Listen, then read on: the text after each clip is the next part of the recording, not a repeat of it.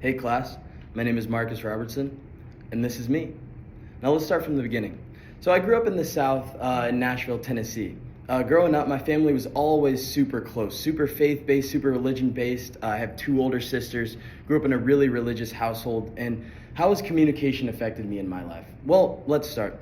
Communication is the interactive process of meaning that occurs through the exchange of symbols and things that are meaningful to you. I think one of the biggest things that was important in my life was having my family. We were just so close together. Every single day at dinner, my family, we would all get around the table, and they always made sure it was so important that we expressed how our days were. They never wanted us to feel like we had to be afraid to tell them anything. They wanted us to always be open.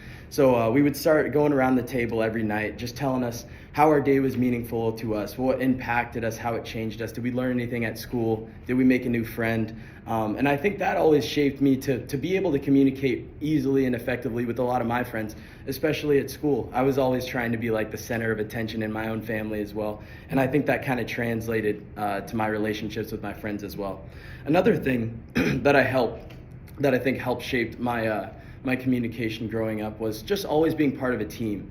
I played hockey my entire life, and I think building that communication through just playing together and building relationships and going to different teams, traveling, meeting new people, and spending time with each other, I think really helped make an impact on my life. And it was definitely huge. Communication, to me, I believe communication is the successful conveying of sharing thoughts and ideas that are important to you or meaningful to you. And growing up, like at school, especially with my relationship with my friends, with my family, I always felt like I was more competent being around my friends when I felt like I had something meaningful to say, meaningful to me, meaningful to them. So I think that also helps, especially in college now too, when people are coming from different backgrounds, different backgrounds, different ethnicities, different races, all of that. Just being able to communicate things that are important to you and learning more about each other each and every day. Another thing that I wanted to get into was the Johari window. So we learned about this in our class a couple times. And the open area is the part that is open to you. It's the definition of your own self-concept, your self-awareness. So anything about myself that I'm aware of is part of my public area, I should say.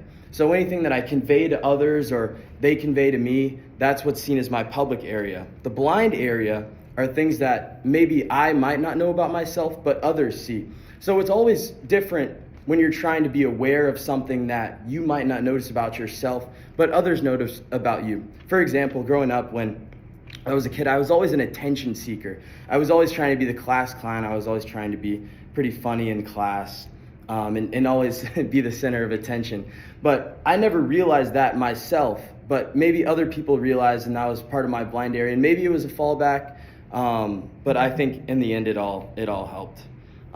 And I think reference groups that are important to me have always just been my friends, my family, my two older sisters, Maureen and Milan. It's almost kind of like having two moms being the youngest.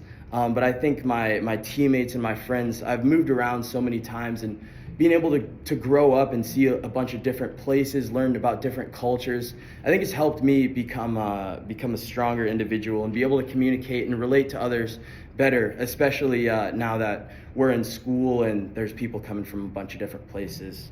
And I think my family and my friends, they've always helped increase my self-esteem, being surrounding myself with people that are good for me, always boosting me up, not having any negativity in my life.